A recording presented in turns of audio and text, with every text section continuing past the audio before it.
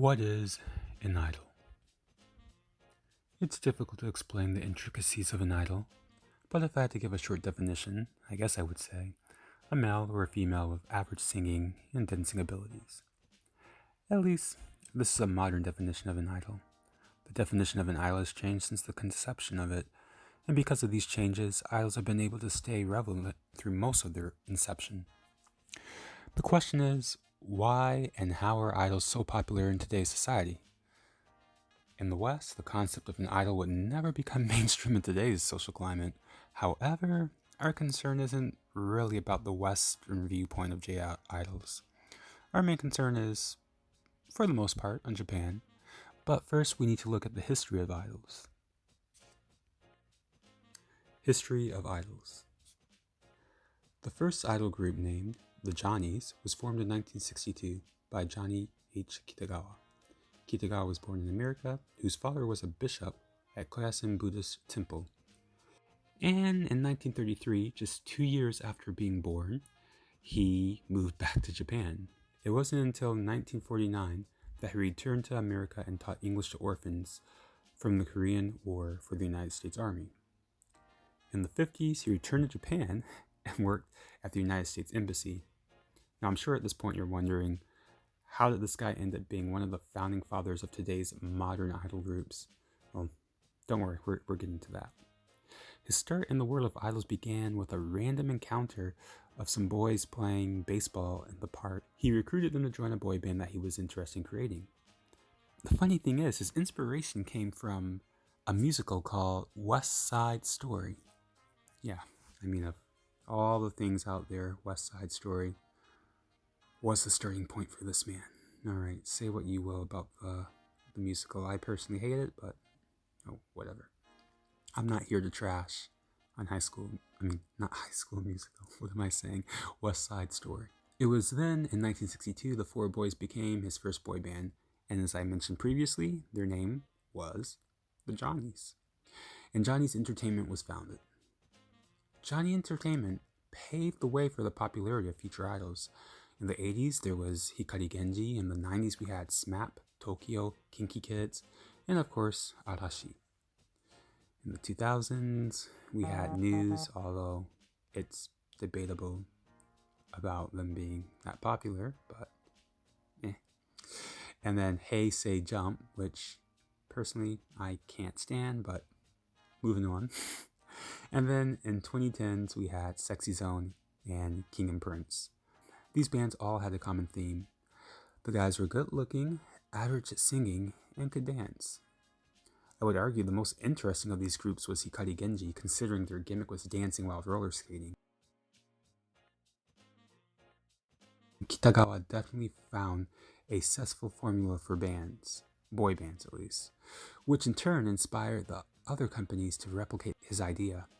However, instead of competing against Johnny's Entertainment with boy bands, other companies turned toward girl groups. I mean, you know what they say, sex sells. Who were the Kickstarters? The boy bands were making gains in the idol scene, but there was still something missing.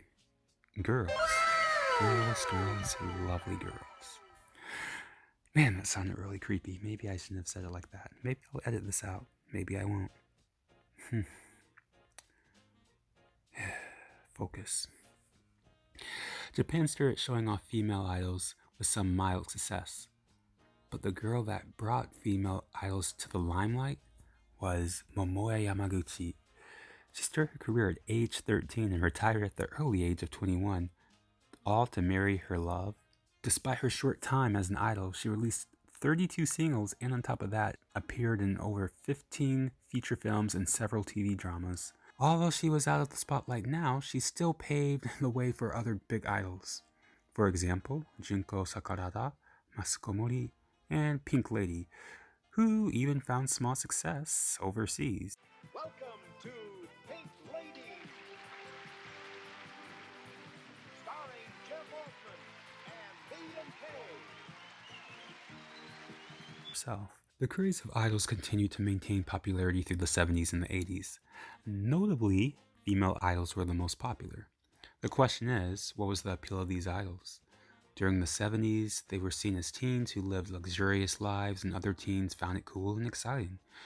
Even though their singing was average, at best, teens found this relatable to a degree. I should mention, although these idols appeared to have a rich and extravagant life, they were paid very low wages with bad working conditions. Fortunately, this has changed over time, for the most part. Although idols are paid fair wages for their work, they lose much of their freedom. They are unable to leave the studio, they aren't allowed to have romantic relationships, and a vast amount of other issues.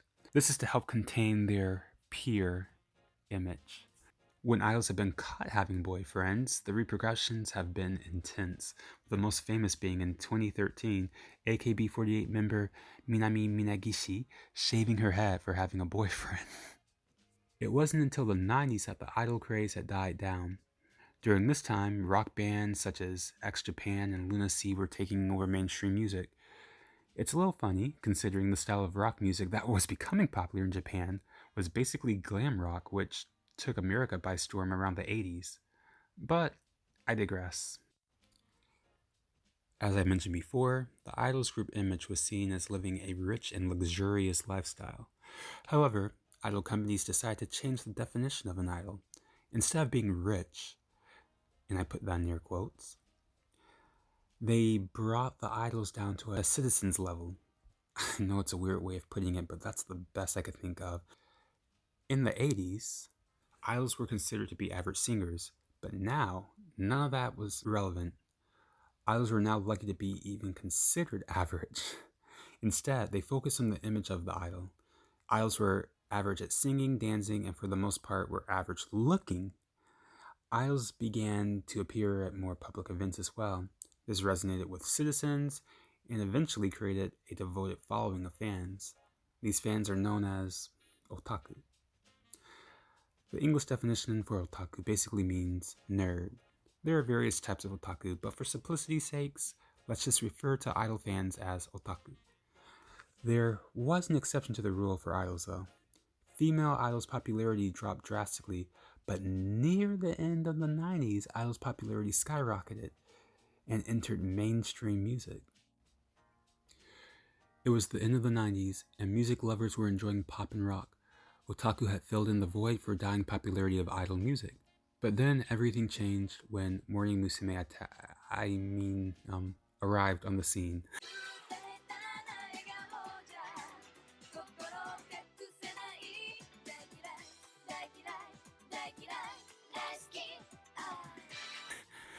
Morning Musume was the first time for nearly a decade that idol music had gained popularity with mainstream music. The question is, what did Morning Musume do that other idol groups couldn't? Some would argue that marketing is the number one thing needed for any musician to become popular, while others say it's all about the music, man.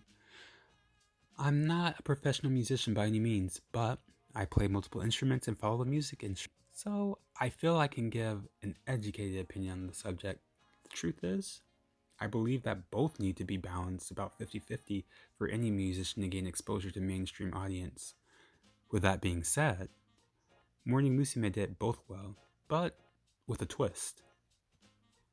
They made the fans feel invested in the members. When Morning Musume began to gain popularity, Tsunuku, the producer for Morning Musume, created a reality TV show called Asayan, showing the journey of each member's rise to stardom. Another strategy that was implemented was rotating members and subunits. If Morning Musume and Arashi were the groups that gave rise to idols, it was solidified when AKB48 came on the scene.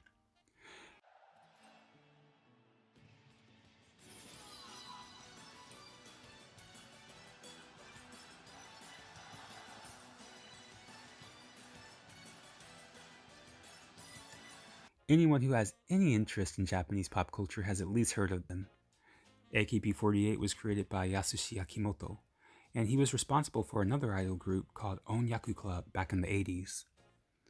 Although he has been accused of some unethical practices with his idol members, it can't be denied the man is an amazing producer and lyricist. Like Morning Musume, AKB had a strategy to gaining popularity. These were idols you could meet. Up until now, idols would occasionally appear for concerts and normally performed on TV. However, for AKB, they had their own concert theater in Akihabara, appropriately called the AKB Theater, and this connection with idol and fans helped gain a massive following.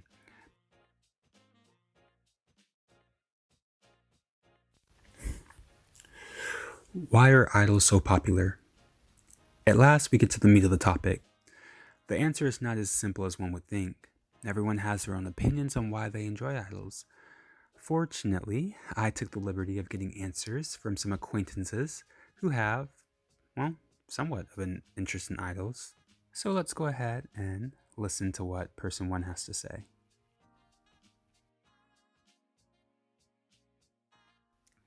I enjoy watching the rock, paper, scissors competition on TV every year. It's fun to watch and it doesn't require a lot of thinking. It's just pointless fun. As for listening to their music, I don't really follow female idols closely, but I'm more familiar with Johnny's. Once again, I don't really listen to their music or buy any of their merchandise, but I like to follow the events that are happening with them. I usually find out about new Johnnies on variety TV shows or reading Yahoo News. Person 2. I used to be a big fan of AKB48 when I was in high school. It's pretty obvious why I was a fan of idol groups. Being a teen, I was excited to basically see any girl. I love watching the music videos, buying the photo books, and even played AKB games for PSP. Although I knew I could never meet them, it was fun to learn about them. As an adult, I realized it was kind of a waste of time and money, but at the same time, I'm glad I got to experience the craze that was AKB48. Nowadays, the popular groups like Nogizaka 46 don't interest me at all. I guess I grew out the target audience, but I imagine idols are popular for the same reason I like them. The girls are mostly cute and have a kawaii personality, and since the companies like to sexualize the girls, it makes it even more attractive for young boys. Sometimes this influences them too much and they become full-blown otaku. Person 3. I'm not a huge fan of idol groups, but I do listen to some of their songs, if it's catchy. I've always listened to Arashi and News. For girl groups, naturally, I listen to AKB48, SKE48, and NMB48. I never bought any of their merchandise, but I have received some books and posters from my friends. Right now, I sometimes listen to Nogizaka 46 or Flower, but it's only a couple of songs. I couldn't name a single member of any of the most recent groups. It's hard to say why idols are so popular. Girl groups tend to be over sexualized, and that's an obvious turn on for guys. And for Johnnies, girls like the ikemen. Personally, I think Johnnies are more accepted with mainstream music because women enjoying ikemen is more accepted than guys getting excited about kawaii or sexualized idol girls. Also, the music is simple but catchy. The lyrics don't make any sense, yet it's still fun to listen. Even though I interviewed 3 people, 2 of the 3 seem to share the same opinion about the popularity of idols. They are cute or good looking. Granted, the second person was a hardcore fan of idol groups. Surprisingly, I think the most accurate reason for popularity of idols is a combination of the first and the third person. The first person talked about how she found out information about idols by watching variety shows and regular news outlets. I think this is the main reason for popularity of idols, at least in Japan. Japanese TV is always promoting idols or other celebrities on these variety shows. Sometimes they promote their music or just have them sit in on stage with other celebrities and discuss their opinions on random topics. Of course, this is all marketing. As I mentioned earlier, even if the marketing is successful, idols still need music that is catchy enough to be liked by the general public. This is where the third person's opinion comes into play. The music is incredibly catchy. Take AKB48's Heavy Rotation or Nogizaka 46's Influencer. Outside of Japan, most people don't understand Japanese, but you can't deny the rhythm is super fun and catchy. This is another reason why K-pop is so popular around the world. Although I believe K-pop is more popular than J-pop due to its Western influences. Once again, that's a video for another time. The future of idols. So what is the future of idols? Popularity of genres are always changing, so I'm sure in the future, idol music will disappear from the mainstream and be overtaken by something else. However, idol music will always have its hardcore fan base. As long as otaku exists, idols will always have some relevance in music. As for idol music overseas, it's hard to say if it will ever have a large following compared to K-pop, mainly due to the music style and how young girls are promoted in Japan. It's safe to say mainstream America or Europe will never take kindly to the current state of idol music. So there you have it. This is my first time making a video for the channel, so if there are any suggestions that you want to make, please feel free to let me know. And tell me, what do you guys think about idols? What are your favorite idols? Be sure to like, subscribe. Yeah, there'll be another video coming up in another week or so look forward to it. All right. Enjoy music. Enjoy life. Peace.